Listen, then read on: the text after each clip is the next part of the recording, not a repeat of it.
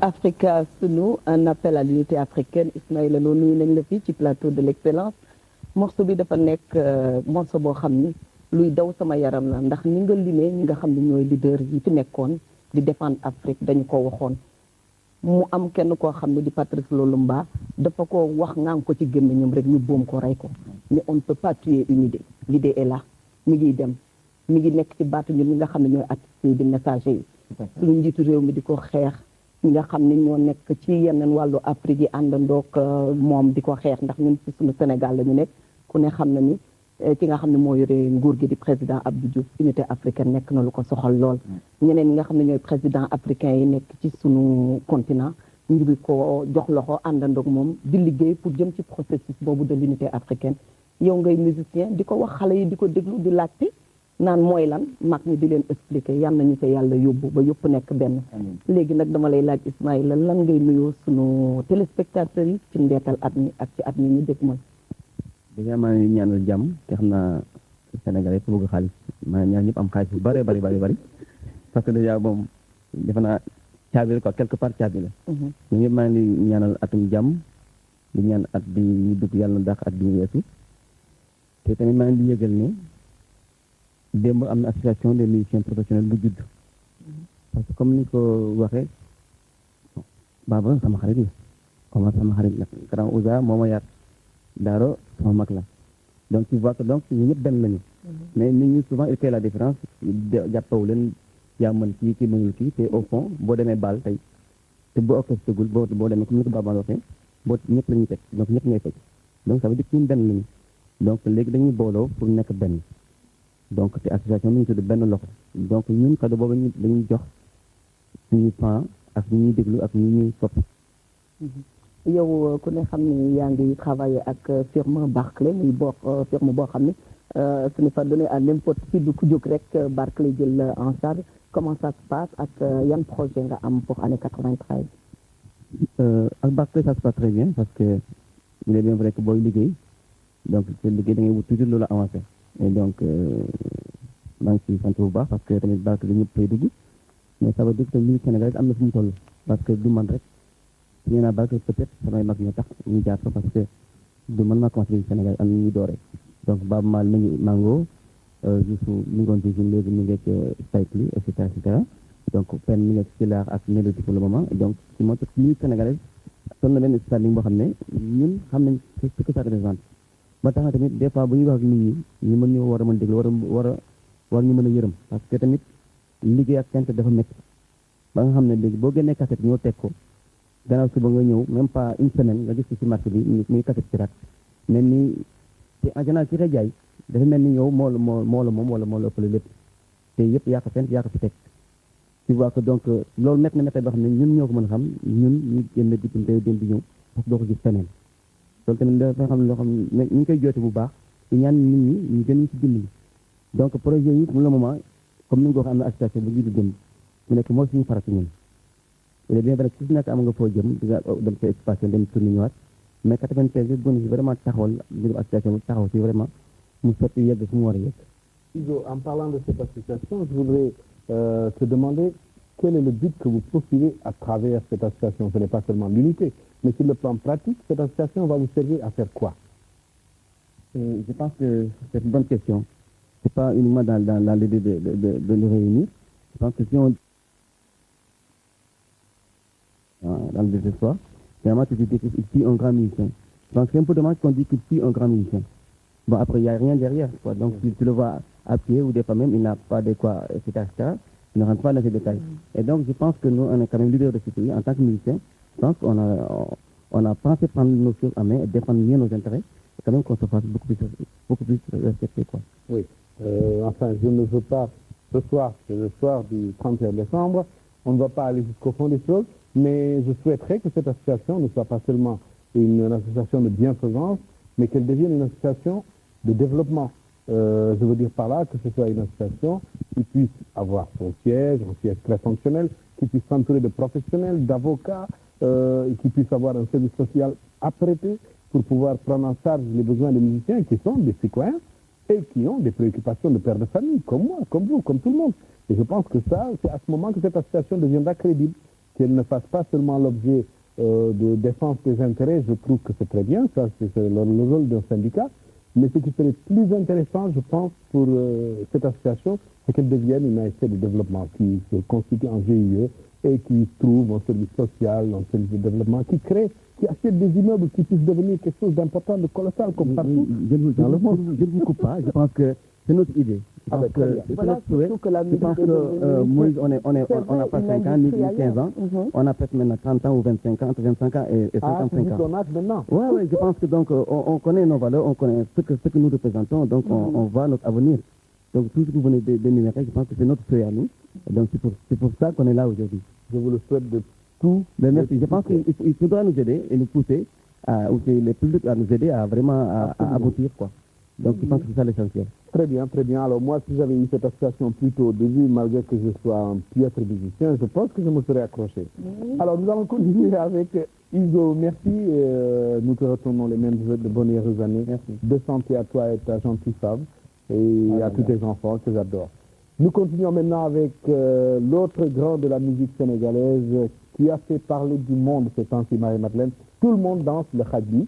Le khadi qui est une danse tout à fait décente. J'ai vu d'ailleurs mon ami, dont je vous dirai le nom maintenant, Baba Mal, danser cela.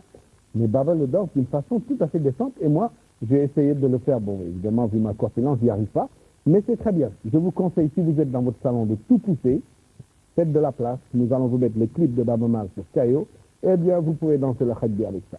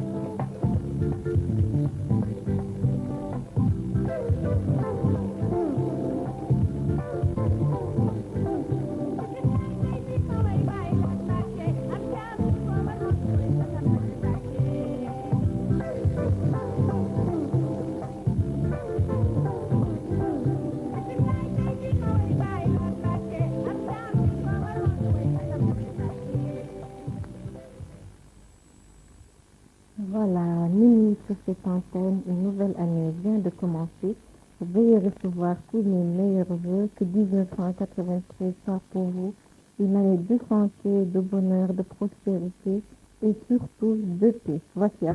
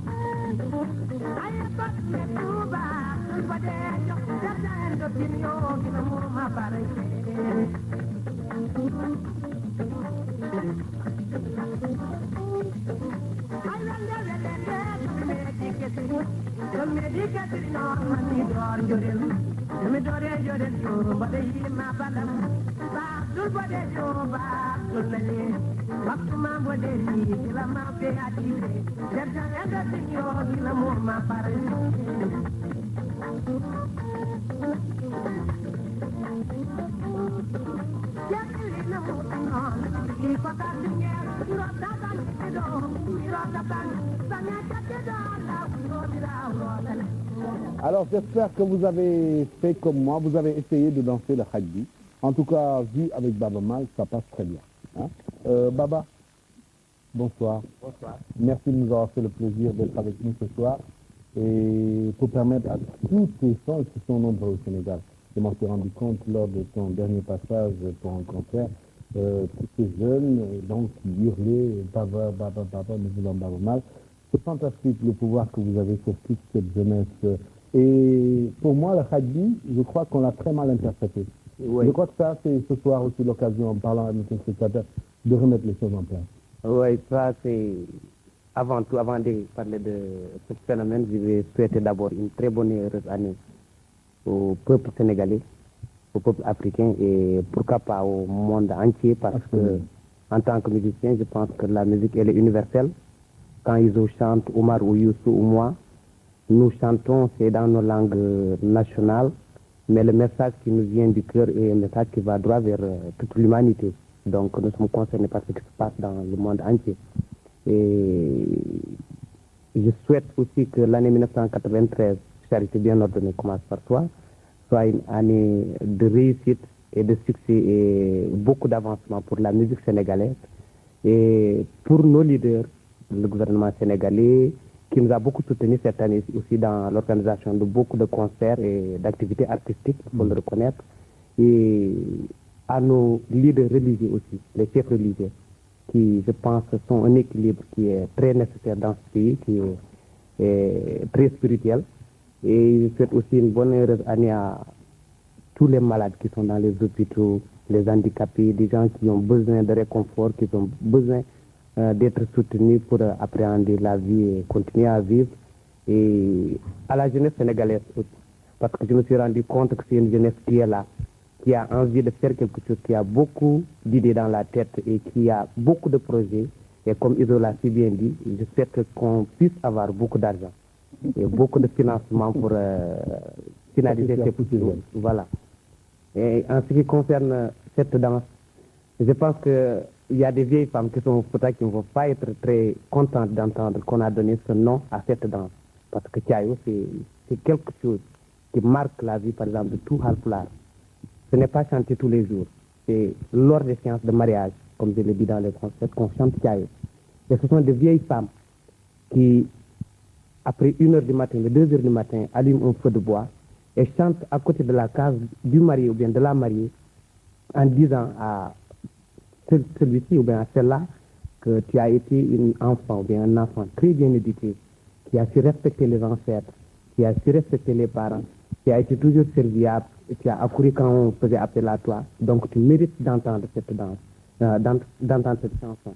Mais à un enfant qui n'a pas pu avoir une bonne éducation, qui ne respecte pas ses aînés, qui ne respecte pas ses parents, qui ne respecte pas la famille, tu n'entendras jamais cette danse lors de ton cérémonie de mariage. Donc c'est très valeureux parce que quand ces vieilles femmes chantent cette chanson, elles dansent avec une danse qu'on appelle Tchayo, donc qui est le titre du morceau. Et c'est pour permettre à un autre enfant qui est à côté de savoir que, en tout cas, si je me mets à respecter ma famille, à respecter mes aînés, à respecter mes frères et mes sœurs, demain, quand j'aurai de grands jours, je pourrai entendre, les gens pourront parler de moi, me prendre comme un exemple. C'est dommage qu'on puisse donner un nom de Khadji, c'est très péjoratif. Mais je ne suis pas très déçu aussi parce que c'est vrai que pour qu'une musique puisse passer les frontières, il faut qu'elle devienne très populaire. Et ça, c'est l'esprit d'initiative de la jeunesse sénégalaise qui ont su, après un morceau qu'ils ont entendu, qui les a plu, s'inspirer de ma danse et créer une autre danse qui est devenue très urbaine, qui est devenue très nationale et qui peut passer les frontières. C'est le nom qui dérange, mais la danse, elle est là.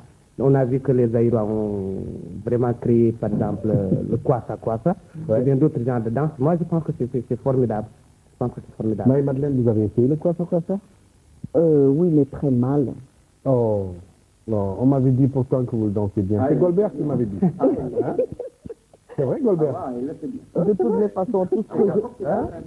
À mon avis, il faut poser la question maintenant à Goldberg, comment Marie-Madeleine conçoit sa danse, quoi, en quelque sorte. Allez, naka Goldberg def na ko saa waay daan def ci moom.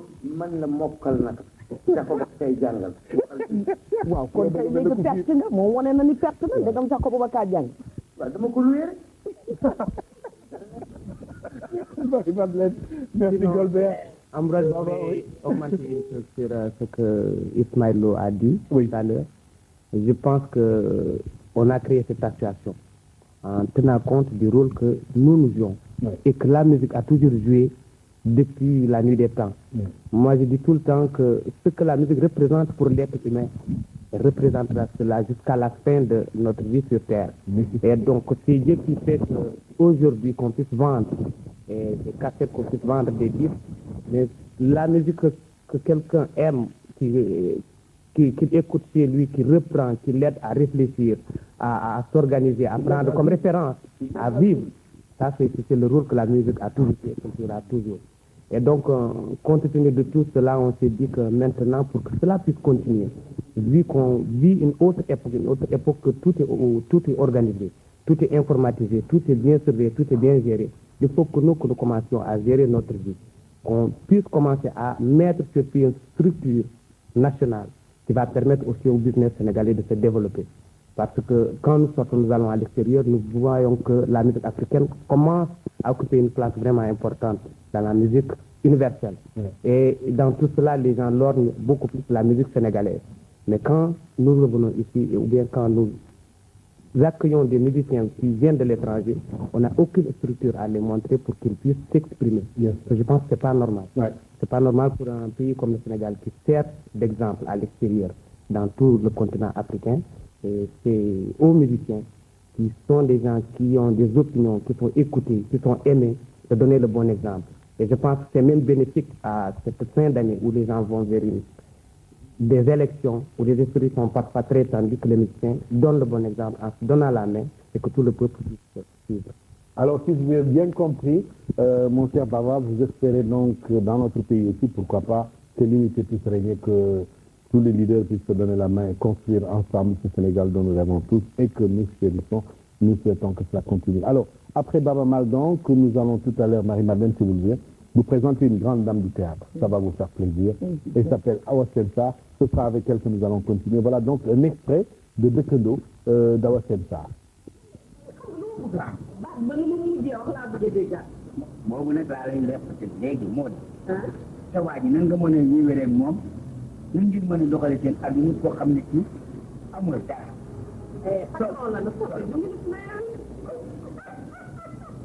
seen conseil ba ñu bala ñu gis seet maa ci ànd. conseil seen conseil bi lu ci man ànd maa leen di dimbali. mais nag c'est bon quand même mais man li ma gën a préféré mooy vraiment seen nen rek. dinaa la ko defaral léegi balaa ngay dem ma defar la bon léegi li ma bëgg xam nga lu mu doon man dama jaaxle bu seen ministre bi di ma yónnee abal ma 200 000 francs abal ma 300 000 francs abal ma 500 000 francs. yow doole ji yaa ko yore waaye. ah barki dem mu defal la dara. xam nga xoolaatuma la ci ci dafa gën a jekk sax. noonu laa mel. barki dem nga barki dem. sa waay jox naa ko 100 000 francs joxu la ci dara dama ko yónni woon pour sama conteneur yi ñu génneel ma ko moo doon woon sama entreprise ak intermédiaire voilà ak trafic yi voilà. am na lu ma la waxoon nag surtout li ma la waxoon xam nga ensemble li ma waxoon ni dama ko soxla xanaa dama koy def liste rek jox la ko. def ko ah defal lépp. après naa la yónnee bon wala c'est pas la peine. jaru ko jaru ko bind rek. vraiment yow da nga rek sant waay. sa waay man damaa xamul loo nekk ak moom daal li nga ni ma leen yore seen àdduna soo xam ne ci moom du yëkk du yaa ma naa ba pare laaj ma nelaw. nga ne nelaw rek la ma dafay xara na xar.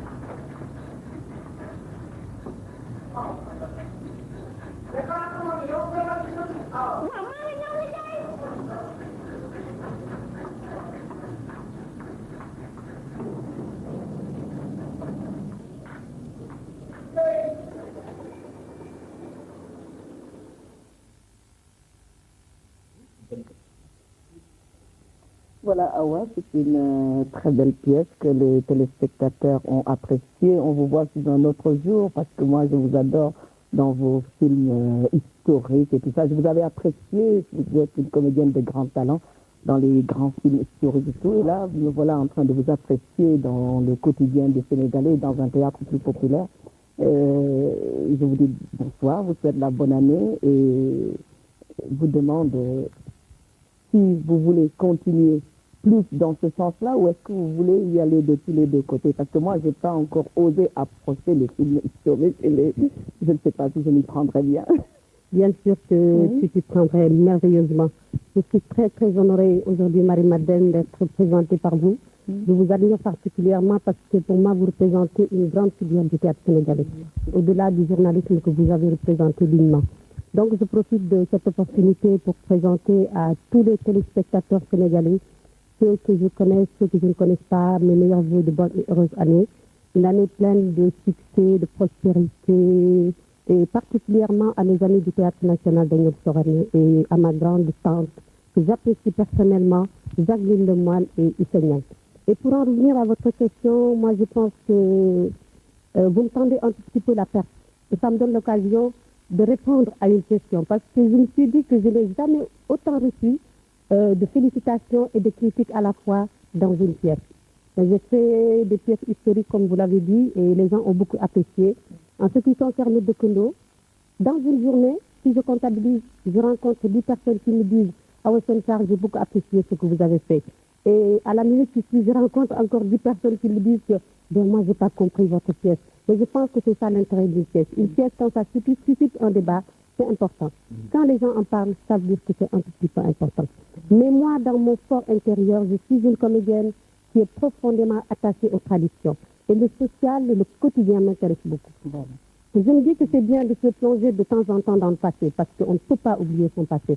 Mais c'est aussi de parler du quotidien des gens.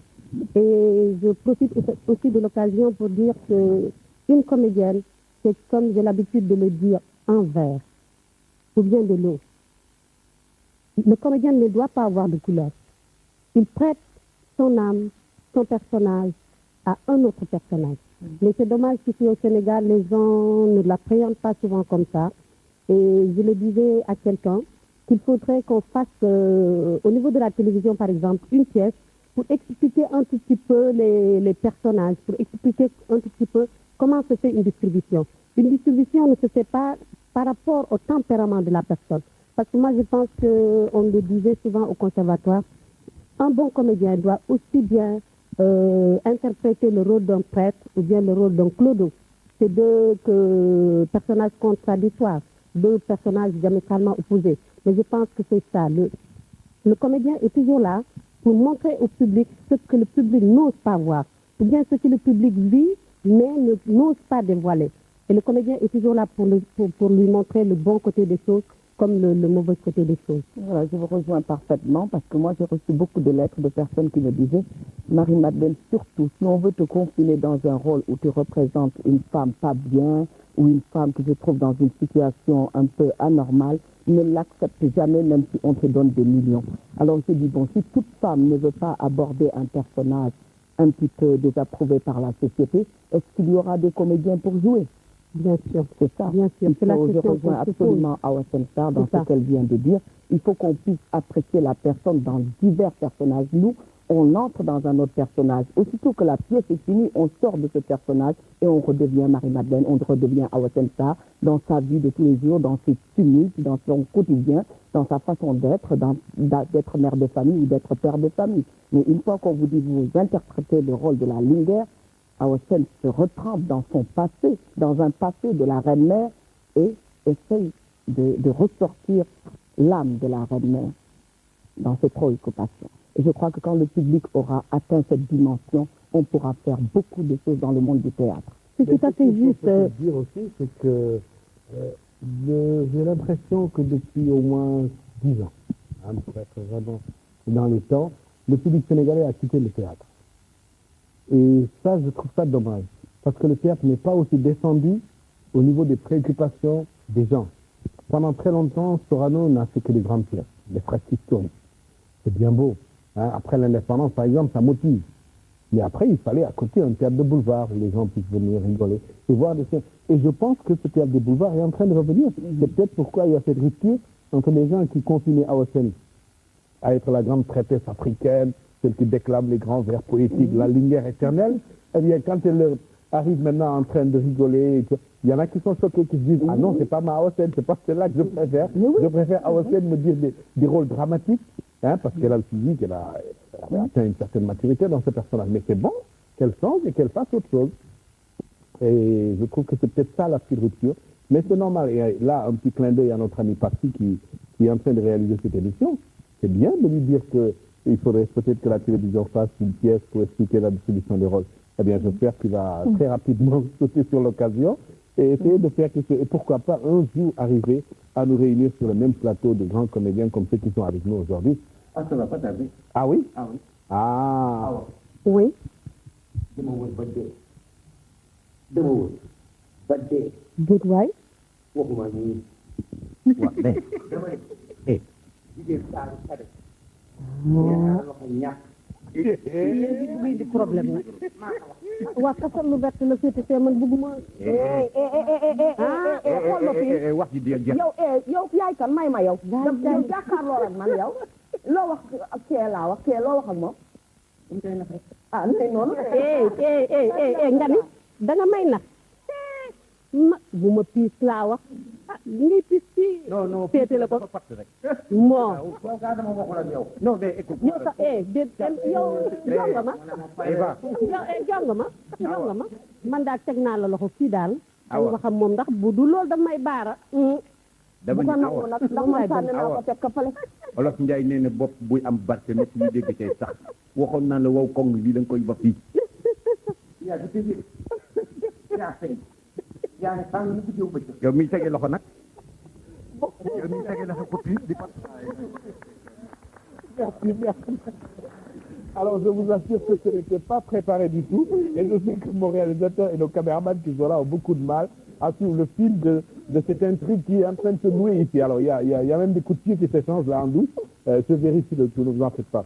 On va continuer maintenant avec, dans le cadre toujours du théâtre, le Soir de Madior. C'est un autre extrait que nous présente Papi. Et cette fois-ci, nous aurons l'occasion de voir le nouveau rival de Alioune Badara, qui s'appelle Lamine Ndiaye, qui va lui entrer de plein pied dans cette histoire. Voilà, donc le Soir de Madior. C'est une belle entente. Une famille de charognards, de pleurs et de traîtres. Voilà. Et vous voulez régner. Et demande grâce. Chez nous, c'est pour maintenant de regarder mes blancs. Il me fait pas peur, Marie. Le prince Azmi, c'est tout la mort.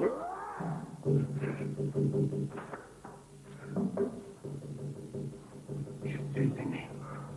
Je pense vie ou de mort. Je suis le téméraire. Et demande grâce.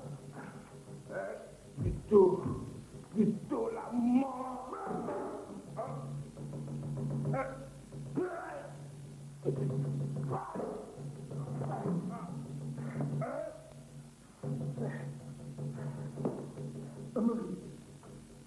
Tu veux tous nous tuer pour ne pas avoir à partager? Prends Amélie, je te tue.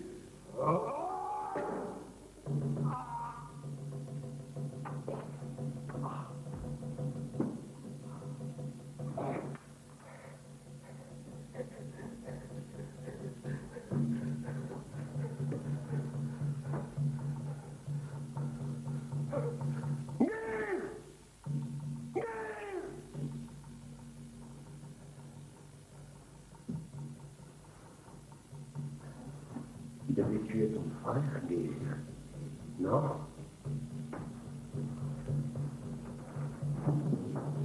Ainsi, tu as voulu l'épargner, ton frère. Petit maudit boiteux. Mais qu'est-ce que tu donc le royaume où tu sens cela que t'as besoin?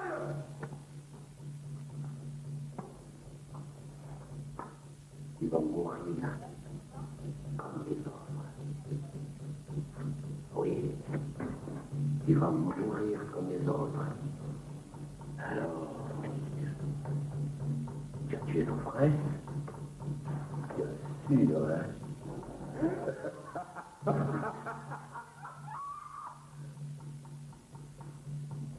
Ne t'inquiète pas, tu mourras comme ça et Moussa.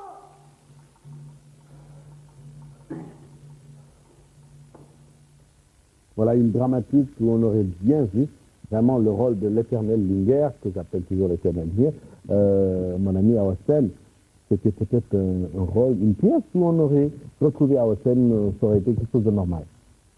Oui, mais moi je pense que Joséphine qui a fait le rôle de la Linger l'a merveilleusement interprété. Ah oui, Parce que absolument. c'est une comédienne qui a beaucoup de sensibilité. Et puis, je pense, moi je l'ai toujours dit, je suis une comédienne qui aime le partage. Il faut que moi, j'aimerais que tout le monde joue, que tout le monde se fasse une place dans le théâtre. Parce que le théâtre, il est très vaste. dinaa ko faral di wax bool bi dafa yaatu ne kenn ku nekk sukk lekk sa morom lekk su ko defee coowoo du am xuloo du am c'est important. Le partage. Alors, Lamine Ndiaye, vous êtes donc dans les deux pièces qu'on vient de voir, hein, de Kondo, le Soir de Madior, c'est très bien. Ça prouve que ça reprend le théâtre. Oui, tout à fait. Hein, surtout le théâtre à la télévision. Pendant très longtemps, je crois que le public a été sevré de bonnes pièces. Il a fallu les barrer Yogo 1, 2 pour que ça reprenne. Et moi, je m'en félicite. En attendant le barré Yogo 3 et 4 que Golbert est en train de régler sur le plateau.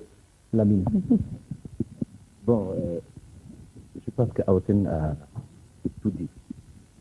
Mais seulement avant de vous répondre, je vais tout simplement souhaiter une bonne et heureuse année à tous les Sénégalais d'abord, et ensuite au peuple africain et à tout le monde. Je ne vais pas oublier surtout les artistes qui sont ici réunis sur ce plateau, comme plateau d'excellence, tels que Awasen, Babamal, le grand qui est là, qui est notre doyen, et Oumar Pen, ensuite Marie, et vous-même, en tant que journaliste, Ensuite, notre chère sœur, Darou, qui étant à Louga même, moi j'ai été à Louga, j'ai fait la musique aussi pendant 7 ans. Ah oui, ouais, et qu'est-ce ça que c'est vous sûr. Chantier? Je suis un peu polyvalent. Ah. Je suis tantôt à la percussion, même la chanson, si j'en fais. À Louga, la percussion et la chanson, ça marche bien. Oui, et surtout la danse aussi. Ça, la danse. Avec Iso, Youssou Ndour et Ouzin. Et est-ce que vous saviez que nous avions un des caméramans danseurs? C'est le seul, hein? C'est un spécimen unique. Hein? C'est le seul caméraman danseur de télévision. Ah non, vous vous êtes trompé à lui. C'est Adam Ndiaye. Adam Ndiaye, il officie ce soir et si ce n'était qu'il tient la caméra aujourd'hui. Alors, vous n'êtes pas inspiré, mon frère. Ah. Il fallait donc revenir sur Adam Ndiaye et Yamou Moutassou. Merveilleux. Et je sais le pauvre, il a tellement de problèmes pour les fêtes parce qu'il a demandé, comme un célibataire, il a demandé à travailler le 31 décembre, ça veut tout dire. Dehors, c'est difficile à gérer tout le monde. Très bien. Alors, on continue donc la musique. Oui, donc moi je vais continuer, mais je vais tout d'abord féliciter les musiciens qui sont réunis ici sur ce plateau.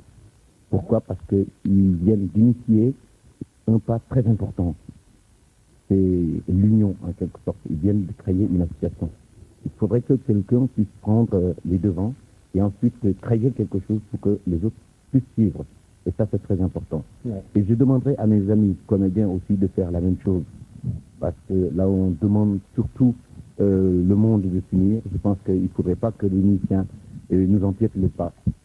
Je pense que Awaseni avait bien commencé de le faire, mais ici au Sénégal, c'est un peu difficile. Et vous comprenez la chose, en quelque sorte, je ne veux pas y revenir, mais elle comprend. Et moi aussi, je comprends bien. Mais je voudrais tout simplement lui dire de ne pas se décourager. Surtout c'est ça, d'avoir beaucoup de volonté. C'est difficile, mais il faut y croire. Il faut que 4 personnes ou 3 personnes puissent se réunir et ensuite donner le ton. Et je pense que c'est bien. J'ai entendu Youssou Ndour défendre et qui demande à ce qu'on les aide. Et ça, c'est très important parce que les critiques, je pense que c'est après. Ce qu'on devait se poser encore, je pense que, comme Jalon, je pense que c'est après. Mais la décision, elle est là. Il faudrait la prendre tout de suite. C'est quoi? Créer tout de suite une association faite par des professionnels et ensuite on va guider les autres. Je pense que c'est ça. Parce que, vous m'excuserez, je vais entamer un peu en Wolof. Des fois, comme Marie-Madeleine vient de dire, nous dañuy romb ci la dañuy daan ne waa Ndar kat ñu ngi commencé damel bi le pion may leen kon baax na parce que Ndar wala sama ndey juddoo fa la sama baay juddoo kon na man am naa wàll ci Ndar muy benn ñaareel ba suñu damee le pion je pense qu'ils œuvrent pour la réussite de l'art comme nous œuvrons pour la réussite de l'art. Il ne faudrait pas que les gens cherchent à nous dissocier. Nous n'avons pas ce temps-là. On a d'autres problèmes.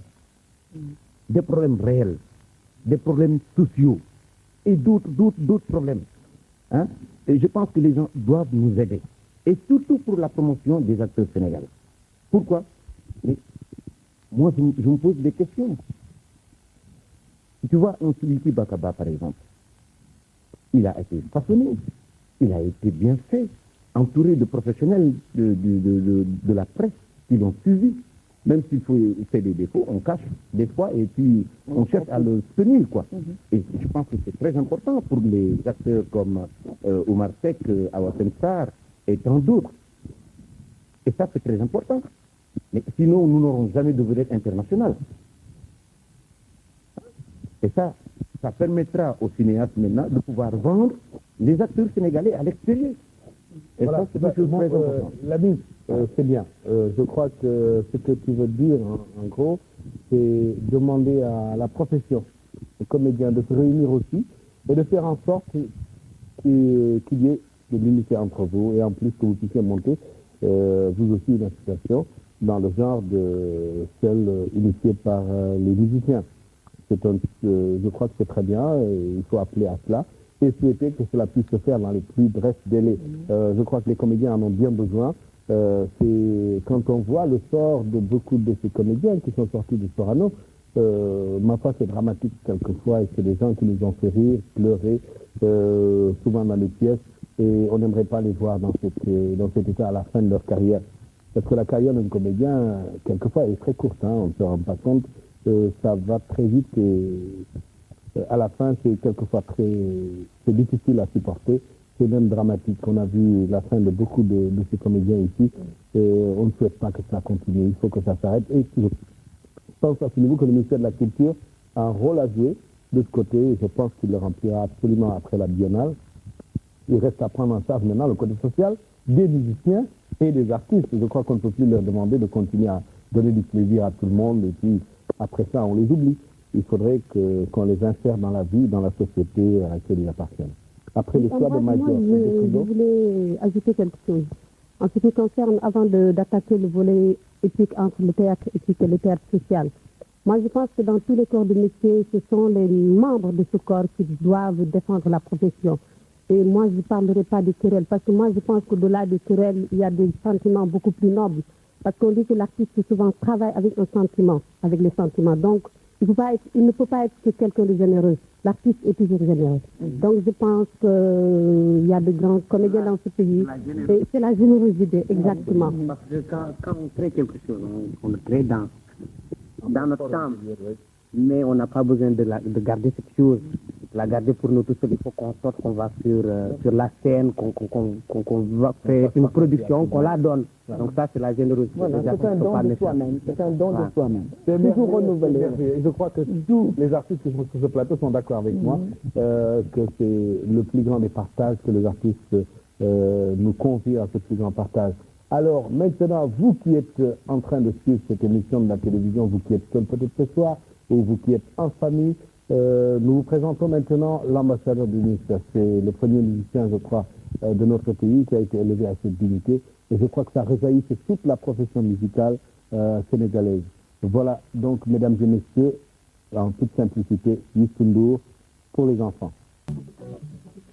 Marie-Madeleine, très rapidement, vos impressions sur ce clip Bougoumam d'homme de Youssou. Le thème est très bien choisi, surtout en ce moment où il y a beaucoup de difficultés pour l'enfance dans le monde.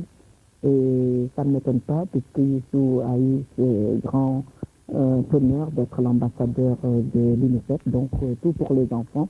Et je sais qu'il l'assume très bien, même avant d'être élevé à ce grade. Youssou est un homme que j'adore et je profite de l'occasion pour lui rendre un vibrant hommage. Parce que je me suis réveillée un matin, les gens sont venus frapper à ma porte, félicitations, ndokkale, ndokkale. Et moi, comme ça, j'ai dit ndok tawal. Après mon mari me dit ndok tawal, est-ce que tu ne demandes pas pourquoi on te dit ndokkale? Parce que lui-même ne comprenait pas, il n'y avait aucun texte. On m'a dit, Youssou a fait une très belle déclaration hier, il s'est inspiré de la beauté de l'œuvre de Barayego pour vous rendre hommage à vous les comédiens et à travers ta personne. Et il te demande de rejoindre la maison de Aladi et de penser aux conséquences, surtout pour les enfants. Et depuis lors, j'ai dit à Daouda, il faut absolument qu'à la troisième partie ou à la fin de Barayego, de tes séries 4 ou 6, que tu me remettes chez Goldberg pour rendre hommage à Youssou à ton tour. Sinon, c'est un homme exécrable et je me demande si je me fie à son caractère, je ne lirai jamais chez Goldberg.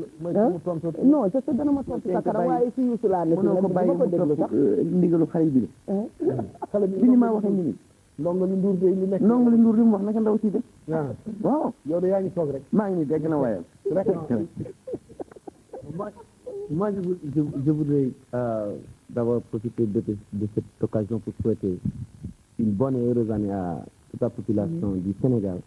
À travers la télévision, je pense que des millions de personnes nous regardent et je pense que mënuma door daal lu dul wax leen at bi ñuy dugg na nekk at boo xam ne nii atu jàmm la at bu baax pour ñëpp yokkute ak lépp loo xam nit bëgg na ko yàlla def ko ñaan la ñoom jërëjëf ci beneen fànn bi moom mooy maa ngi gërëm sama xaritu artiste yi tey toog yëpp parce que lu am solo la daal rajo bi comme ni ko Marie waxee léegi man dama seetaan seen théâtre am ci inspiration et inspiration bu ma ci am moom mooy mu jeexee ci xale yi comme ni ñu ko xamee am na trop cofeel comme tout le monde d'ailleurs ci toppatoo bu ñu war a gën a toppatoo xale yi je vais revenir encore un peu ci li Awa doon wax léegi ak Baba Maal ci générosité bi nga xam ne artiste yi moom la am en plus de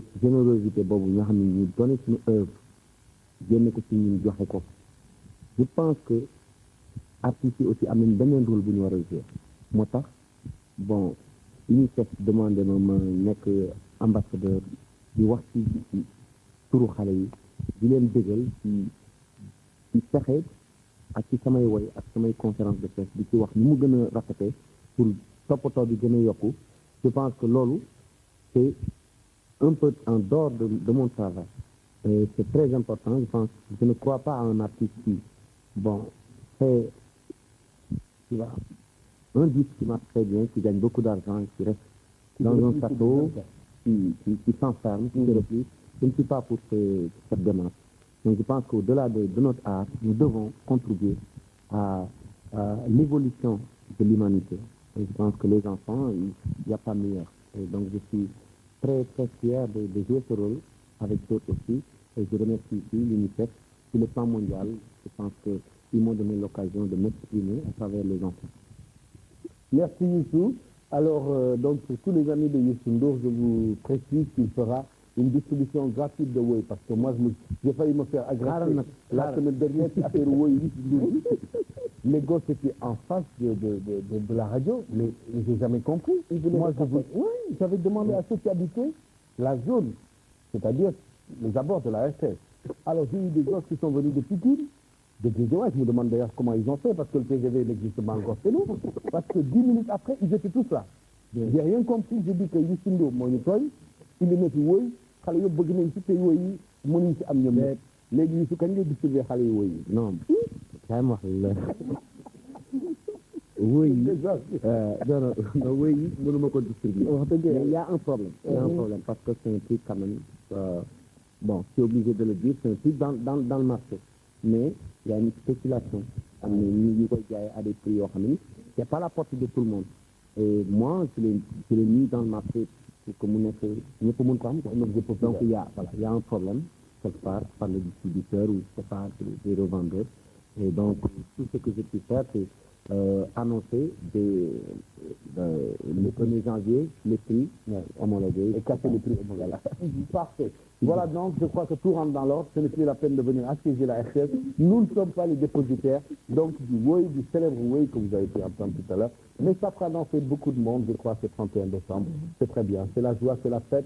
On va tout enterrer cette année et puis souhaiter que l'année qui vient vraiment soit l'année du bonheur, l'année du renouveau, l'année de l'unité, l'année de la paix, enfin, de la concorde entre nos éternels fiancés, nos éternels amoureux qui n'arrêtent pas de se chamailler et tout à l'heure, je vais avoir le plaisir de remettre donc une grosse distinction, c'est-à-dire le baiser en or. Alors, ils vont l'échanger ici devant 7 millions de téléspectateurs. Oui. Ce sera un baiser télé définitif et en or. Oui, et de savoir si vous êtes vraiment comédien ou pas, parce que moi, je me confonds quelque part. Ah non, parce que là, comédien, moi, c'est quelque chose. Non, voilà, natt yem quoi. Natt yem rek. Natt yem. Lañu koy natt. Amul pat. Looy pat. Non ku la wax. Doom ci pat. Ah, waaye gars yi tey ngeen di rek. Yéen tooñ ngeen ñu de. Vraiment pas ci tooñ. War na leen moom boole seen mbir. Alors, chers amis, je voudrais vous rappeler que nous avons aussi sur ce plateau une grande dame qui a éclaboussé de son talent cette année 92. Vous avez entendu Gambo Ndiaye, vous avez entendu Les, vous avez entendu encore Bayel Solbi. C'est des morceaux extraordinaires et ça a été créé par Daro Mbaye. Daro Mbaye, c'est une voix, c'est aussi un personnage, c'est des petits clins d'œil. Elle ressemble un tout petit peu, oui, absolument. Elle ressemble un tout petit peu à la chanteuse ivoirienne Aïcha Koné qui roule beaucoup les yeux. Mais celle-là le fait avec beaucoup plus de piquant, beaucoup plus de saveur. Et nous aimons bien, n'est-ce pas? Alors, nous allons tout de suite voir un extrait que Darambay a réalisé avec le Super Ndagné que j'avais le plaisir de présenter à sa compagnie. Alors, tout de suite après, nous reviendrons à Gardaro qui va nous parler de sa prochaine cassette et surtout de cette chanson.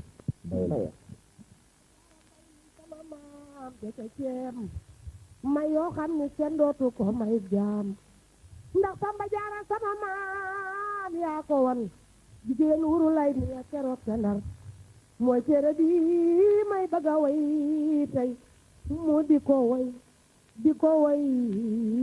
defis baar mu dem alhamdulilah ci may xamal bu weer te di ma may xeewal ci barke ci mu xëy jëbali dooni xeewalam yéen gaa yi diine jege leen ma jege leen te dolli leen xam-xam bu weer te jafe leen ma fekki tey ay pas-pasam bu leen ma yem leen ko moom du man di wax mooy ci di wax waxande laaw nu tëji wax bul ma jigee may làmmiñam xut bu sama na ngi bu maat gaaw leen na abi maat ku jéema gaantu na ni mot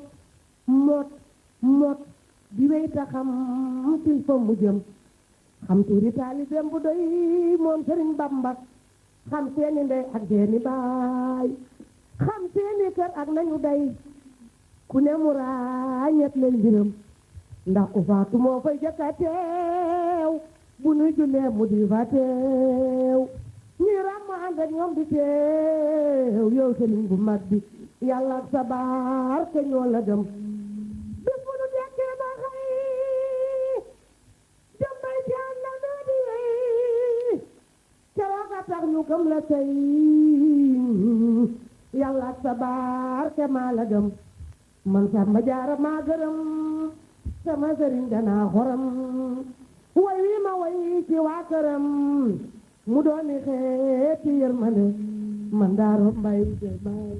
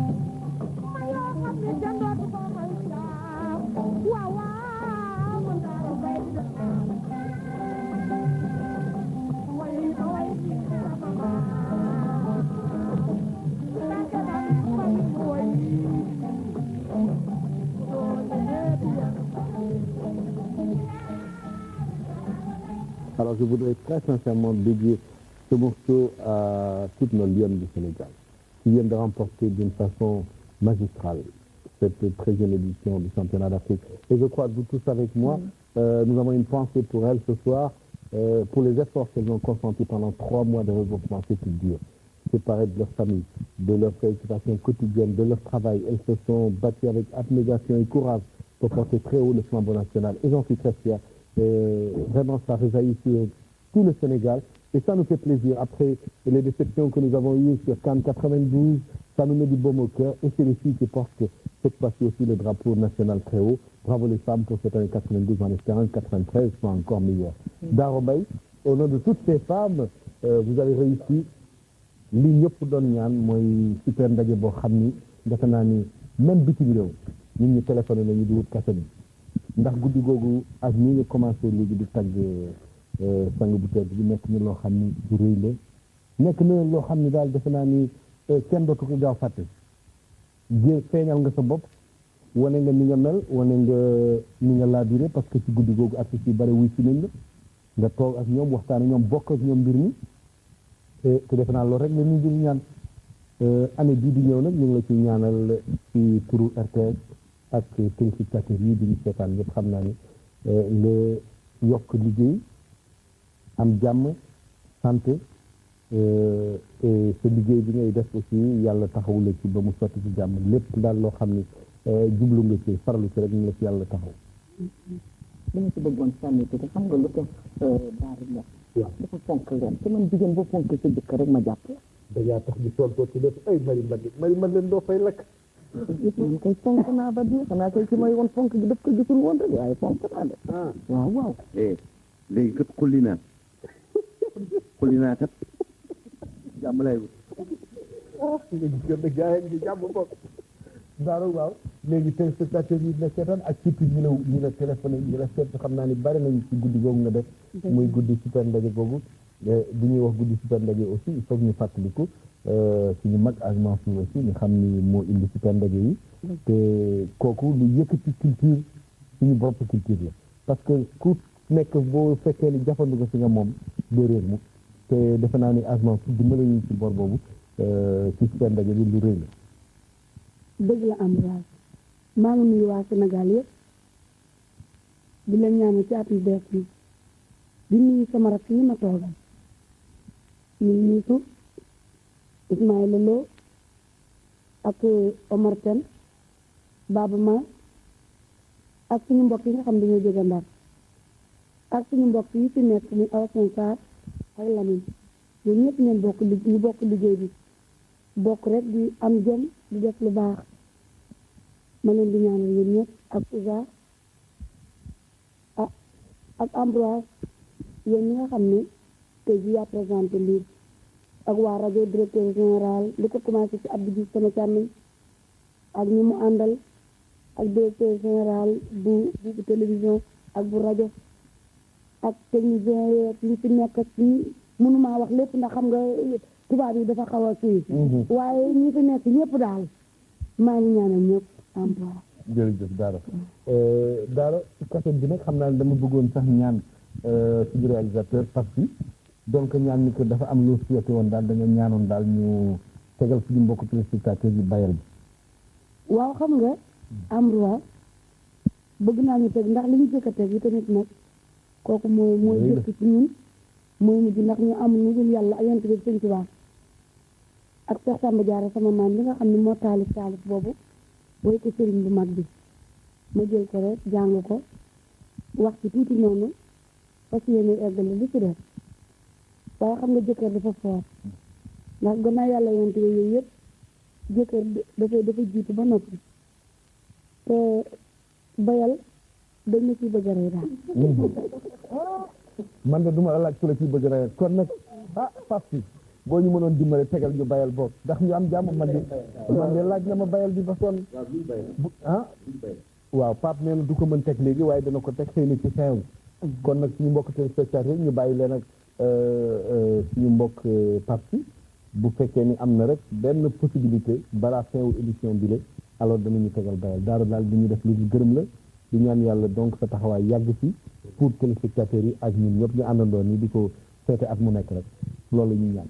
waaw man tamit loolu lay ñaan bii tamit di ñaan ñi nga xam ne ñun ñoo ci nekk daal muy xale yi ak ñun ñuy seen mag ak ñi ñu gën a seete mag góorgóorlu bi ñuy góorgóorlu rek ñu jàppale ñu ndax ñu lay li ma waxoon nii ci keroog bi ci defee Omar Pène bi ñu defee maa ngi moom boulevard bi keroog ci buntu rajo keroog dafa fàq ñëpp ñëw ci bi ko nit ñi seetaane bi ñu daataane génn dañoo am problème ñun ñoo génn ci pende bi noonu la meloon keroog bi ma ñëwee ndeysaan ñii lañ toogee woon Youssou ñëw toog Ismaïla Lo keroog Baba Mal xam naa dafa tukki waaye keroog dama jóg Omar woy répété ma ak Omar sax waaye Omar dafa woy rek ma déglu li mu tëgg rek ma ñëw daal cay buruxlu nag ba ma cay buruxloo daal di woo Youssou woo Demba Dia daal di woo Ismaïla Lo ndeysaan ba ma ko jógee dañ ne ma yow Demba Dia woyuloo ko man leen wóor na yàlla Demba Dia bis boobu laa ko ma sa gis waaye ñoom ñëpp sama rakk lañ te ñoom ñëpp laa yemal te samay xarit lañu man xale yi samay xarit ndax musique fee tey ji ñun bu ñu demee ba mën a jàppale ba di ko def yàlla suñu sànni yi la ndax bu fekkoon tey dañu ko foye woon kon ñun duñ ci mën a jot ndax suñuy mbokk sax duñ ñu ko bàyyi wala suñuy jëkkër waaye dañ leen a gis ñu am ci fulla am ci fayda ñu xale loolu moo tax ñun te ñun jigéen ñi ñu takku nekk seen gannaaw rek jéem nañu mukk nekk seen kanam ñu ngi nekk seen gannaaw rek uuf leen di leen ñaanal rek ci doole sëñ Tuubaa jërëjëf wax ji rafet na ñu delloo la ñaan bi léegi nag suñu mbokk yi xam ngeen ni bu yàgg ba léegi suñu ñaari xarit yi di Marie Madeleine ak Golbert dañu nekk ci problème yu métti looloo tax dégg nga maam bi yoon ñu dem ba Ndar jëli leen parce que dañu bëgg na ci guddi gi xam ne at mi ci lay jeex ñu dugg ci beneen ngeen ñaanal leen yéen ñëpp fu ngeen toog ci seen saal tey guddi gi tàllal leen seen loxo ànd ak man ci ñaan gi yàlla na yàlla jubale xolu Marie Madeleine ak bu Aline Badara Diagne loolu laa bëgg dégg ngeen de nee na amit kon nag Diagne loolu wax loolu dafa ci am tuuti lu ma ci bëgg a wax ndax Marie Madeleine jigéen ji baax la dafa sëy rek ñu war a sëy waa daara ku bon waaye Aline Badara Diagne tàng na suñu xol ñun ñëpp ñun jigéen ñu nekk ci réew mi Sénégal ak Europe ak fu ne jigéen ñu xees ñe ñu ñuul ñi tàng na suñu xol ndax li mu ñuy def du ñu toroxal guddeeg bëccëg tàkkusaan moom amul jàmm amul salaam man de wax dëgg yàlla man bañ naa ko trop kon nag Pape déglu la nga daal li ñuy may tuuti ci baara yëgoon de bala ñuy dellu ci waxtaan bi Marie Golbert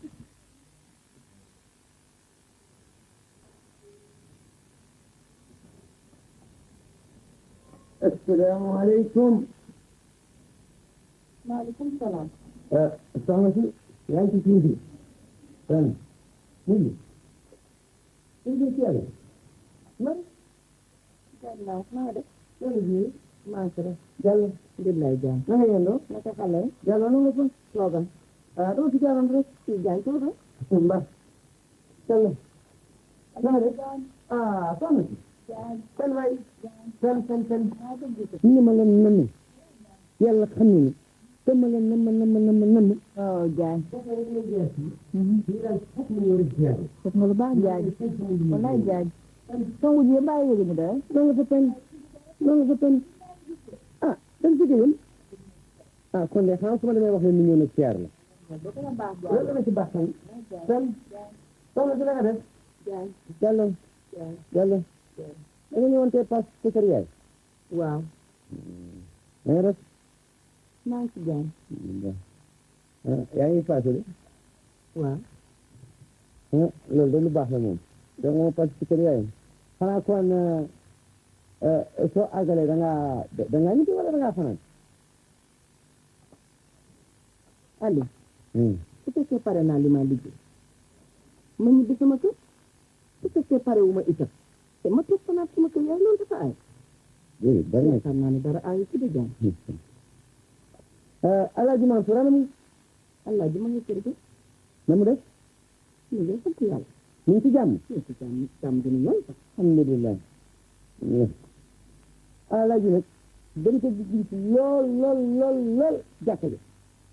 te ñun gis soo demee nga waxal mag ka te nga nuyul ma ko. soobee yàlla incha allah. dina ko dégg. baax na kon nag soxna si. kon naa ngaa yéen si bopp. yàlla na fi jàmm yàgg. alhamdulilah daañu ko dégg. soxna si jàll. waa kay Diagne nga nuyu ma xale yi. ak maam.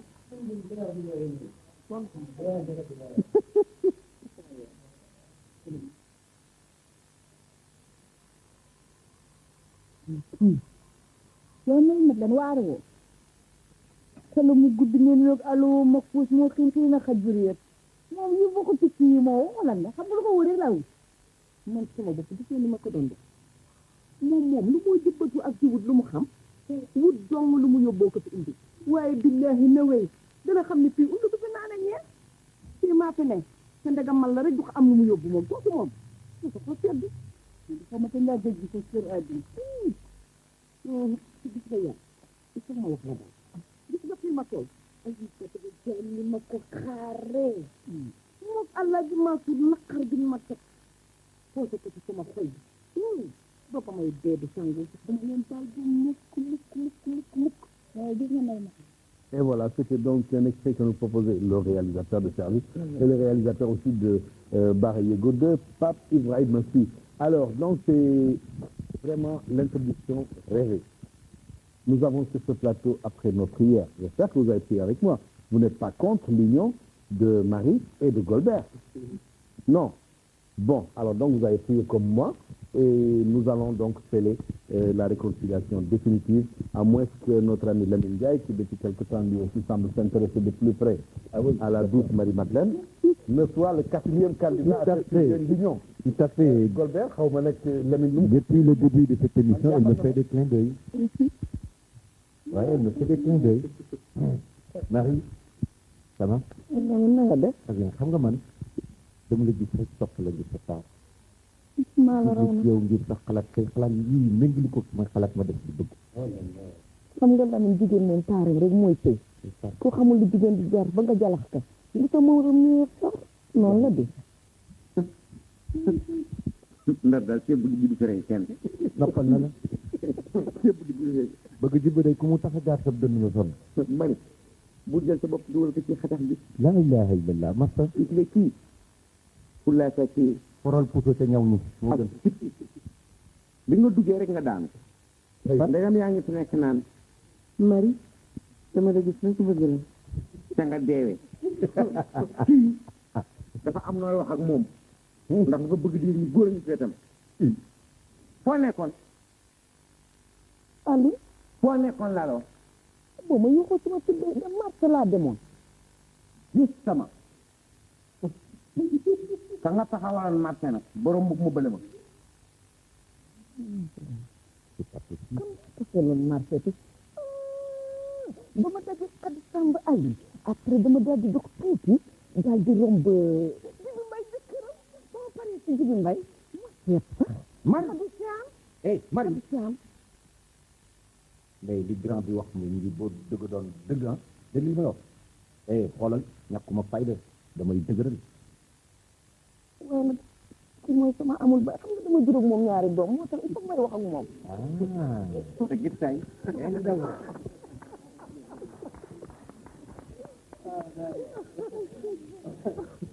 waaw léegi dama bëgg xam Marie-Madeleine Golbert comme ngeen di jubóo. Ambroise bientôt du yàgg man Ambroise jubóo bi sax mën na am bañu ma ko ndax xam nga ni boo xasee ba am ak moom doom njuumte ak raq-raq day am ci biir sëy te dañu ni takk dagan na parce que dagan na waaye suñ ko mënee defaraat itam nit ñi mën nañ ci war def seen kenn ci laay kàttan pour mu mën a ne ci ñaar ñi nga xam ne ñoo am litige bi donc maag Aline booba ba tey complot bi nag moo ma ci xaw métti te dama waat léegi ci ñëpp janoog man naan sama yaay sit naa ko mook Aline nag maa si waaye nag xol moom léeg-léeg day am yu tuuti yu ci def nee naa nag sama ki nga xam ne mooy bind pièce yi d'ailleurs c'est l'occasion de lui rendre hommage muy Daouda Guissé mooy bind pièce yi nee naa que Aline dafa am lu Youssou wax te nit bu la jotee njukkal da nga ko koy delloo te li Youssou wax kat mooy dëgg nee na daal bu ñu demee ba ca biir daal allah ji ñu nag ma delloo ci ay loxoom moo uf njaboot gi toppatoo leen léegi nag xam naa dana ko def waaye il faut itam pour mën vivre le quotidien des Sénégalais et ce qu'on vit tous les jours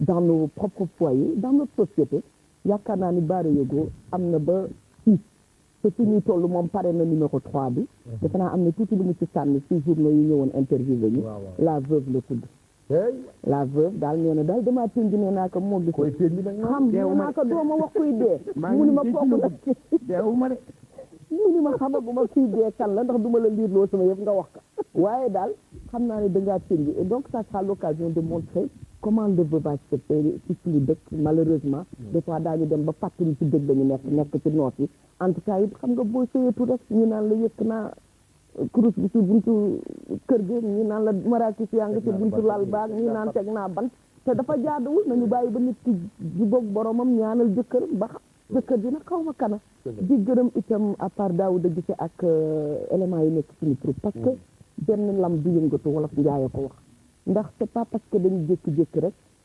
pièce am mu am ku ci fëll wala ñaar ñu ci fëll wala ñett ñu ci fëll ça veut pas dire que ñu ci des mënuñu ndax bu fekkoon ñu ci des joxuñu ñu gëdd ga war ba ñu mën am di répondant yaakaar naa ne suñu talent bi feeñ te ñoom itam artistes yu am talent lañu xale yu joué ñun ñëpp dañuy soog a door mais xale yu am talent lañu ñoo xam ne buñ leen poussé daan dem ba Marie-Mate dem kenn dootul waxam c'est la même chose avec la musique ba ngay joué ñu daan ni Youssou Ndour daan ni Ismaïla Lo daan ni Oumar Pène ni Baaba Maal mais s'il n'avait pas tout le background derrière ñi nga xam ne ñooy def yëf yi yaakaar naa ne ñoom seen talent du gën seen mën woy kenn du ko xam kon yaakaar naa ne yëf ki ni ko Awa waxee sànq jàppoo la te ku nekk xam ne fël c'est une question de bonne étoile ak mooy li wolof naan bayre kenn moom ko yàlla nag moo kaa displi te boo xawee jaxasoo baa nga indi affaire yi esprit wu añaan rek da ngay daal di tooñ yàlla ndax yàlla defu ko Awa n'a rien demandé pour être célèbre Marie-Mate non plus Lamine non plus Baaba Maal non plus personne ne l'a demandé y a que le travail qui paye te li ngay def boo ko gënee il faut que yàlla ubbi la ci ay bunt donc may ñaan képp koy artiste toog di ñu déglu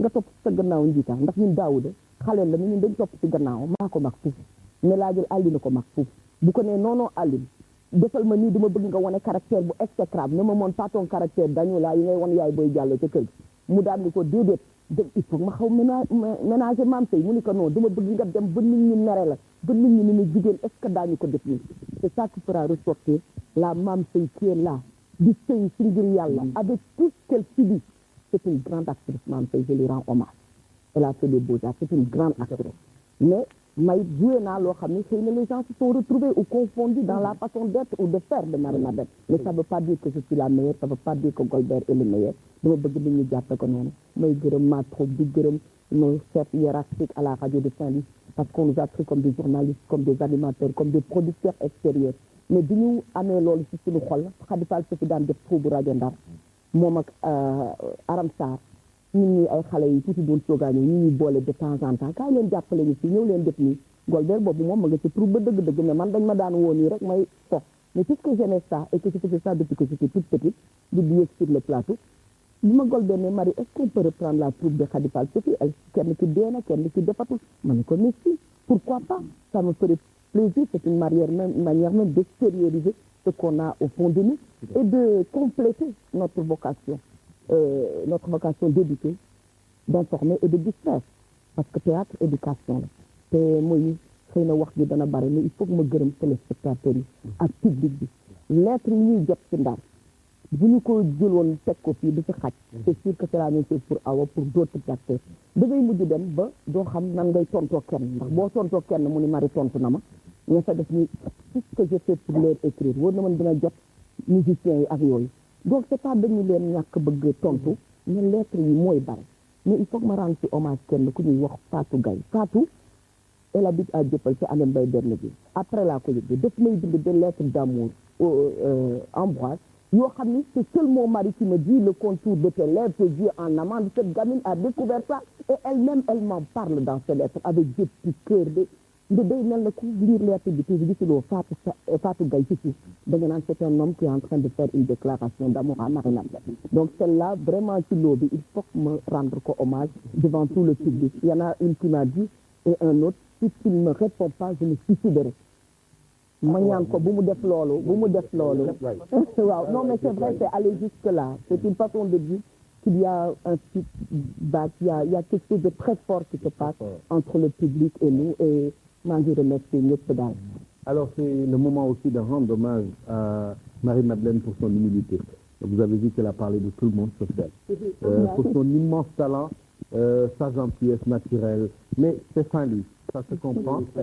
Pour nous autres qui sommes là, c'est pas pour nous jeter des fleurs, mais c'est quelque chose d'inné à Saint-Louis. On voit d'abord la personne, on voit le tourisme d'abord. Oui, Aline. Voilà, moi je voudrais simplement dire que nous sommes des amateurs. Nous apprenons. Ça, Lamine, on le dit tout de suite. Nous apprenons et quand même des éléments comme Awassane Sarr qui ont eu à brûler un peu sur le plancher de cela plusieurs années durant. Comme nous avons toujours besoin de vos conseils et de tout ce que vous pouvez apporter. L'ambition, c'est pas seulement, et tout à l'heure vous l'avez brossé, que nous devons voir à Dakar. Je dis que ceux qui le disent nous motivent d'ailleurs. Ils nous motivent indirectement parce qu'ils pensent nous diviser.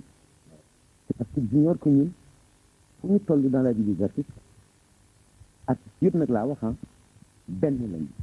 La preuve année bii de def. Voilà. Tu as vu Je voudrais aussi rendre un hommage tout mérité, et ça me sort du cœur, à Papsi. Et à Moudou Makhtar Bey qui a fait Baroyogo 1. Mais avec Papsi, c'était une autre découverte.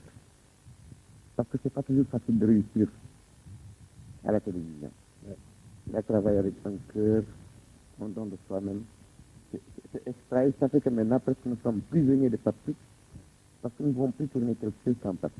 On ne peut plus rien faire sans lui. C'est un mariage d'amour.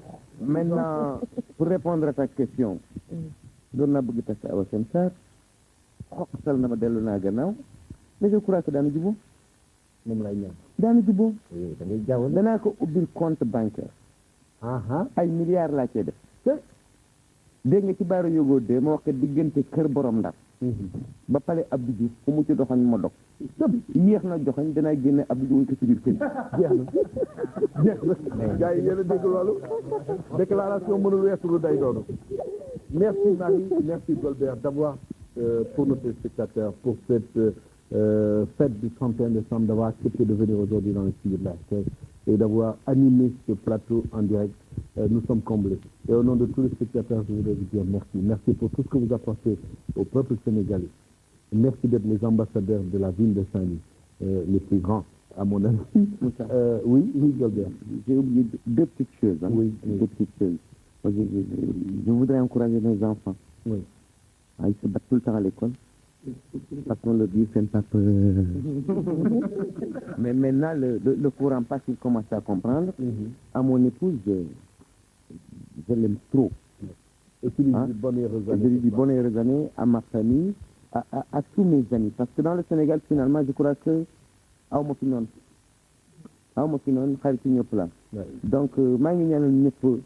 Tout à l'heure ñi doon wax yàlla na yàlla def jàmm ci réew mi dama wax ci rajo bi ni di ñaan ci rajo bi wala ci jàng yi naan yàlla na yàlla def jàmm wax ji yàqu la ku ko wax rek déggoo wala parce que Sénégal am na jàmm booy ñaan da ngay wax yàlla na yàlla dolli jàmm donc yàlla na yàlla dolli jàmm ci at ñuy dégg mal bon ma yéene que nekk mboolem ñi nga xam ne ñëpp samay nit man daal waa Sénégal samay nit la ñu bon mais aussi ma beral ci benn part tuuti xaw ma ndax mën nañu ko wala mënuñu ko wax bon parce que je ne suis pas très très politique d'ailleurs je n'en fais pas mais quand même gars yi ñaanal nañu le président de la République moi ce n'est pas en tant que président de la République que la kay ñaanal moi je sais pas ñu ko bëgg rek loolu moom wax bëgg kenn mënu ci dara. Merci Golbert, merci Marie-Madeleine et félicitations à toute la troupe donc de Radio Saint-Louis en souhaitant que cela continue. On va continuer tout de suite, Awa, s'il te plaît. Nous sommes presque à la fin de cette émission. On me suit de l'autre côté. Alors, nous allons tout de suite introduire notre ami Ouza, qui a fait aussi un remarquable clip qui est sorti en fin d'année. Ça s'appelle Khadimo. Alors, on va le voir et on va parler avec Ouza. Alors, tout de suite après, nous remettrons la parole à notre ami Awa Senta.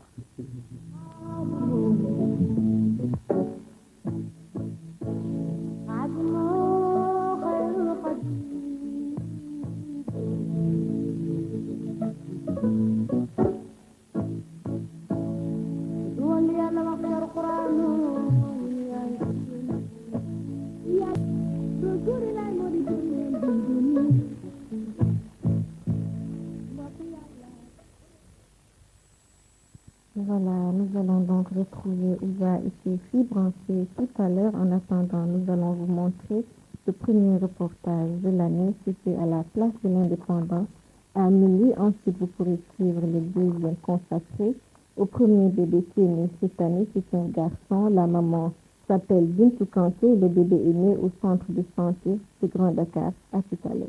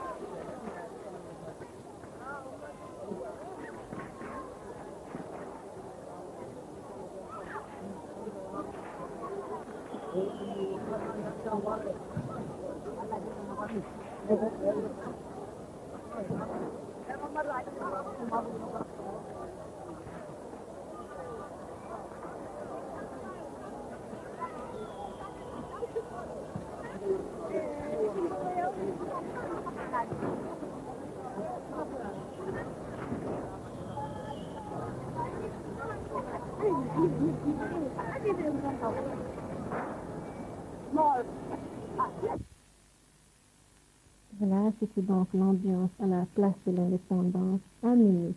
Donc, comme chaque année, la RTS offre un cadeau au premier bébé de l'année.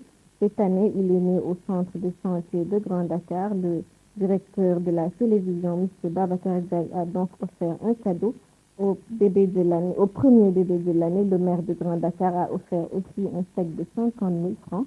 Voici le reportage que nous vous proposons.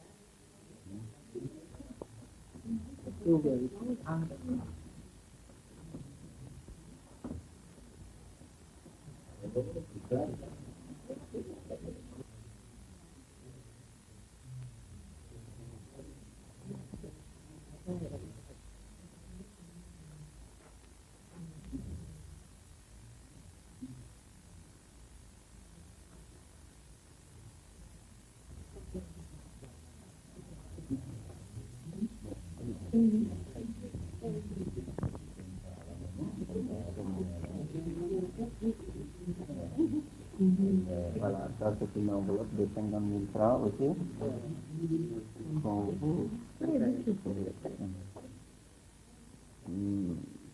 Bon, moi également, je suis très ému. Je suis vraiment très ému. C'est donc une action que nous faisons maintenant traditionnellement. Chaque année, au début de l'an, nous nous proposons donc de venir en aide au maman qui a donné le premier bébé de l'année. Donc c'est avec un très grand plaisir qu'au nom de tous ceux qui travaillent à la RTS, en particulier de ceux qui travaillent à la télévision, que j'accomplis ce geste cette année. Kon daal Bintu ñu ngi ñaan rek mu doon di am barke li ñi liggéey télévision ak ñi liggéey ci rajo ba yëpp ñoo ko def dañ koy faral def at mu jot ren nag kontaan nañu lool di ko def pour yow di la ñaanal nga am wér-gu-yaram allahumma amin.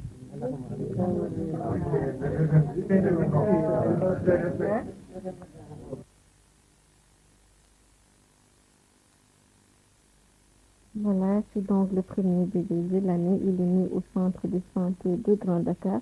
Je vous rappelle qu'au cours de la soirée, vous aurez d'autres reportages.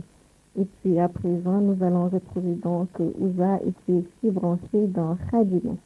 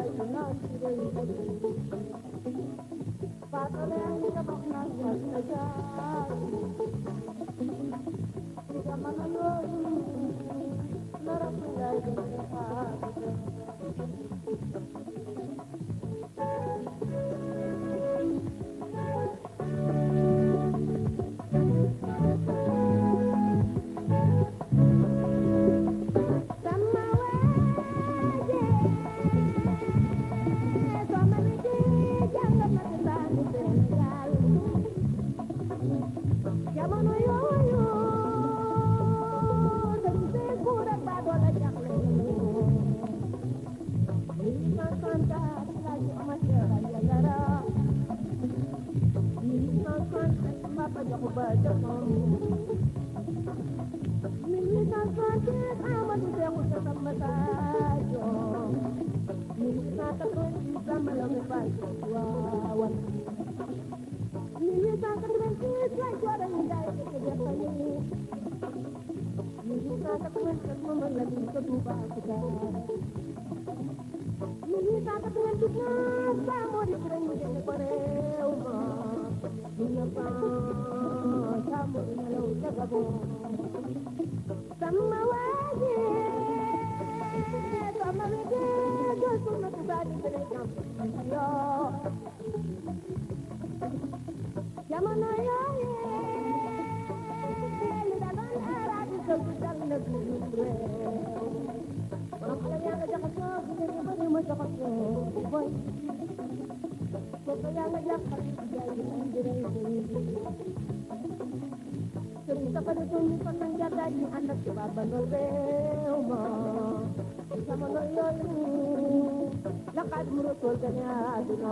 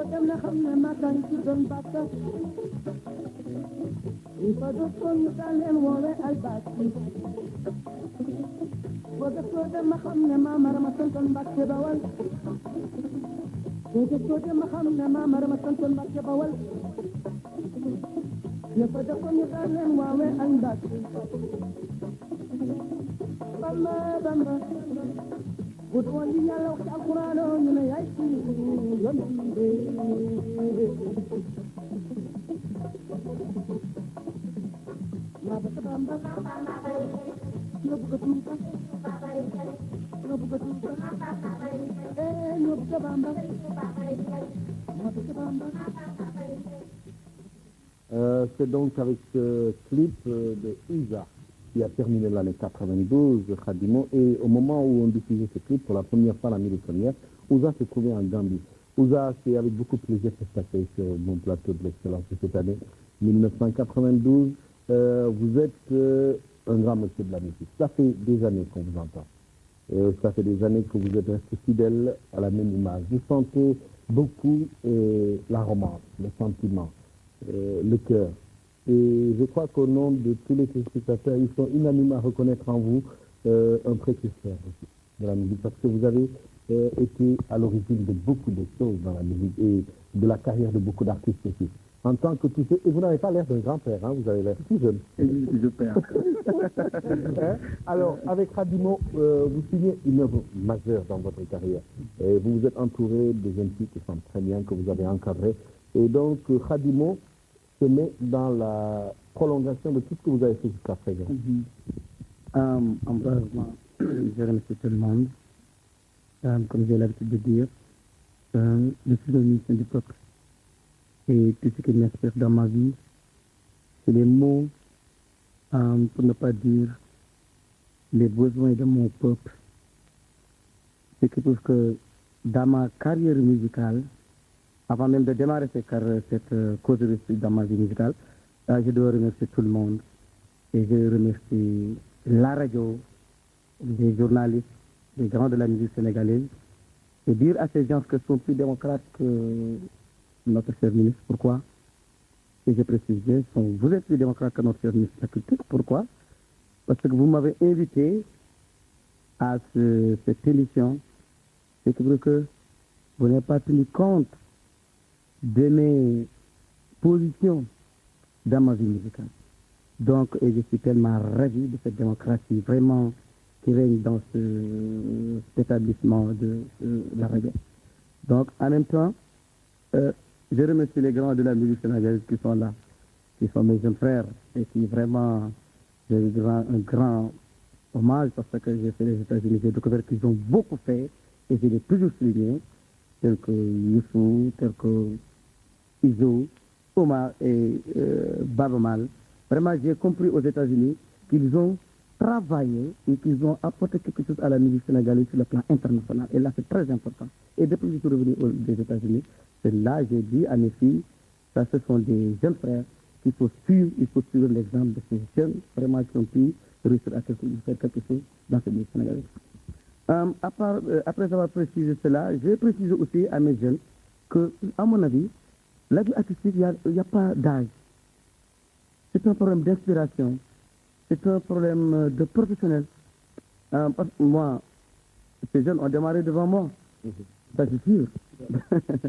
Mais en même temps, je maintiens. Je suis toujours dedans. Pourquoi je suis toujours dedans? Parce que c'est sûr que je suis bien inspiré. Et j'ai beaucoup de morceaux à jouer. Et de deux, j'ai fait la musique. Et peut-être je ne suis pas inscrit sur la liste des anciens qui n'ont jamais fait la musique. Moi, j'ai fait la musique au conservatoire de Bézin. J'ai fait 7 ans de musique. Ce qui prouve que la musique moderne ne peut pas m'échapper. C'est pas possible, c'est un problème de temps. D'ailleurs, devant Omar Pène, on a fait quelque chose avec mes filles branchées. Il a compris que moi, j'ai appris la musique. Et je sais comment diriger mes filles. C'est pour que je serai toujours éternel dans cette musique sénégalaise. Tout simplement, ici au Sénégal, les gens confondent mal les choses. Par exemple, il faut témoigner. En Europe, on voit les Manu Bango. Les Manu Bango pendant 30 ans. Hein? Et les Papa Wemba et tout ça là. Mais c'est des gens qui se maintiennent. Et que ce qui me plaît dans cette chose, c'est parce que mes jeunes là ont donné l'exemple aux anciens. Il faut reconnaître ça. Il faut reconnaître ça. Ils ont donné l'exemple d'une bonne gestion, de rigueur et de travail professionnel. Ce que je demanderai à tous les anciens, ils peuvent revenir. Hein. Moi, je pense qu'ils peuvent revenir sur ce plateau musical. Ils peuvent revenir en y mettant beaucoup de professionnalisme. C'est ça que j'ai compris. À part ça, je remercie tout le monde. Je remercie mes filles qui ont des voix extraordinaires. Et mes filles qui m'ont vraiment aidé, je peux dire, à revenir même sur le plateau musical. Pourquoi? Parce qu'elles ont des voix jeunes et belles. Je remercie aussi ma femme qui est de l'orchestre, qui a tout fait pour nous mettre en contact avec les gens. Et qui suit partout les musiques de la musique. Et merci tout le monde. Merci, je remercie aussi les parents des filles. Et tout le monde aime, comme on dit, Christmas. Merci donc, Kouza. On va continuer en musique, s'il vous plaît, parce que c'est pratiquement la fin de cette émission. Maintenant, nous allons accueillir aussi un ami qui m'est très cher et que j'ai côtoyé de longues années. Il a déjà fait avec moi le balafon. En ce moment, c'est moi qui étais à la porte, je coupais les billets. Lui, il était déjà là-dedans, il commençait à s'entonner. Il a continué à faire son bonhomme de chemin. Aujourd'hui, il a sa propre formation. Ça marche très bien pour lui. Je croise les doigts, il faut que ça continue. Et le voilà maintenant dans étudiant. Il se prend toujours pour un étudiant éternel celui-là. Alors, Oumar Pène, c'est notre invité, le dernier de cette émission.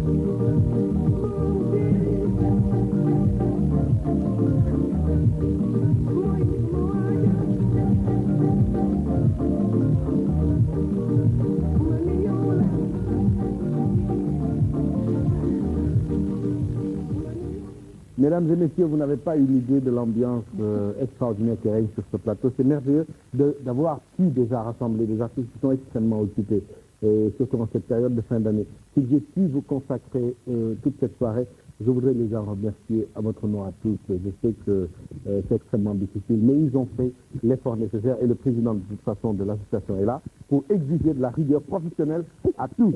Voilà. Alors, je répondais directement à un ami. Alors, je continue maintenant avec Oumar.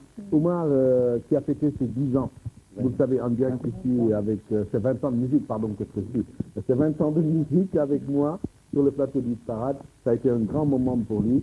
Et je pense que ces 20 ans, on va les célébrer durant toute cette année 93. Pour tous ceux qui téléphonaient pour demander quand est-ce que ça va démarrer le cocktail, le dîner. Eh bien, Oumar a tout prévu. Ne vous en faites pas. Et jusqu'à présent, je sais qu'ils sont en train, avec son manager, en train d'acheter des moutons. Alors, la dernière fois que je suis passé, ils en avaient déjà 50. Et je pense que maintenant, le chiffre a certainement dû augmenter. Et avant janvier, certainement, on atteindra le chiffre faramineux de 200 moutons qu'il a promis de mettre en place. Alors, Oumar Pène, bonsoir à toi. Merci de nous avoir consacré cette soirée. Et surtout à tous les téléspectateurs et surtout à ces nombreux fans que j'ai vus. Quel est ton souhait pour cette année 93, Merci Moïse. Seulement, je ne vais pas me mettre à remercier la tête. Tous mes amis l'ont déjà fait. Et comme je crois que nous sommes à la fin de l'émission, moi je souhaite à ce que l'association qu'on vient de créer puisse durer encore de longues années, parce qu'en fait, nous on l'a créé parce que nous sentons que la musique actuellement occupe une place très importante dans notre société et nous voulons en faire un facteur de développement. Parce qu'en fait, comme tout le monde le sait, nous sommes capables, une fois unis, de faire beaucoup de choses dans ce pays qui, ma foi, vont porter sur la création d'emplois. Parce que tu dis, une association comme ça, nous avons besoin de beaucoup de conseillers. Ouais. Donc, par rapport à nos objectifs, nous allons avoir besoin de beaucoup de monde. Donc, c'est dans cette optique-là que nous avons créé cette association. Ce n'est pas pour défendre seulement nos intérêts, c'est pour participer au développement de notre pays. Quand on sait que la musique, c'est un créneau porteur dans tous les pays, la musique, il est bien vu parce qu'il a de l'argent. Ouais. Au Sénégal, on ne peut pas en avoir à cause de beaucoup de paramètres qui font que, telle que la piraterie, qui nous empêche de vivre de notre art. Et il est important, d'autant plus que nous avons, tant soit peu, Youssou, que ce soit Ismaël, que ce soit Tchon, que ce soit Baba, que ce soit Tunelam, que ce soit Ouza, que ce soit tous les musiciens qui sont sortis, il doit y avoir quand même ce qui s'est fait à l'extérieur, n'est-ce pas? D'où la nécessité de nous revoir parce que nous en sommes capables. Ça, je le sais parce que nous n'avons pas de problème entre nous, n'est-ce pas? D'où la nécessité de créer cette association. Donc, je souhaite à ce que cette association puisse servir d'exemple à tous ceux qui veulent participer au développement de notre Sénégal, qui nous est vraiment cher. Parce qu'on est bien vu à l'extérieur. Donc, nous devons, n'est-ce pas, de créer cela pour montrer la voie aux jeunes. Parce que nous, en fait, je cela dit, on n'a rien trouvé en venant. Nous sommes battus nous-mêmes. On a beaucoup voté. Youssou a vraiment contribué à l'éclosion de la musique sénégalaise sur le plan international.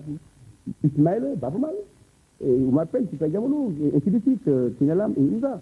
Mais je ne vois pas pourquoi on ne ferait pas en sorte que cette musique-là puisse être un facteur de développement. Et comme on a un slogan, je vais le montrer, Frédéric, porte-parole, là-bas.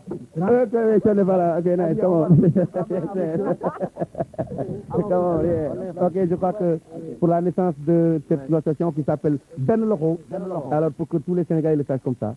Donc la naissance,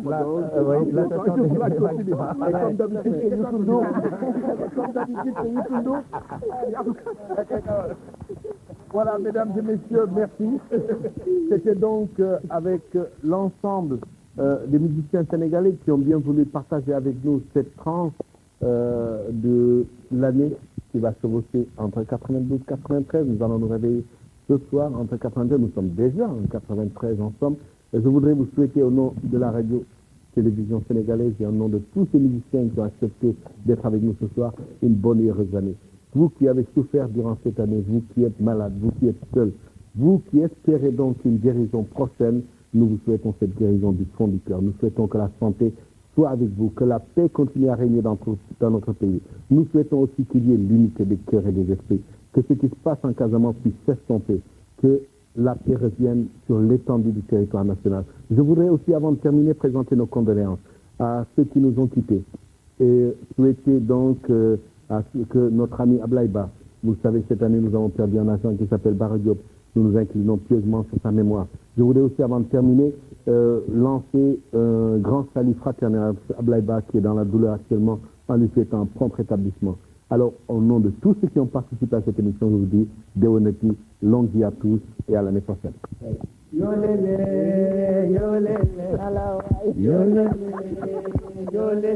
J'avais oublié, nous avons terminé avec John Cage en de cette soirée. Alors, yolele tout le monde avec notre ami.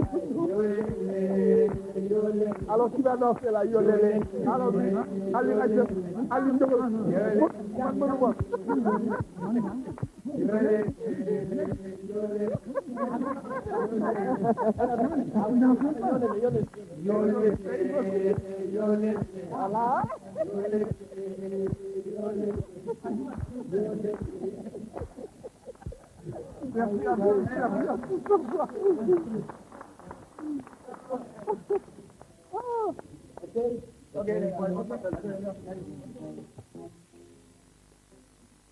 Come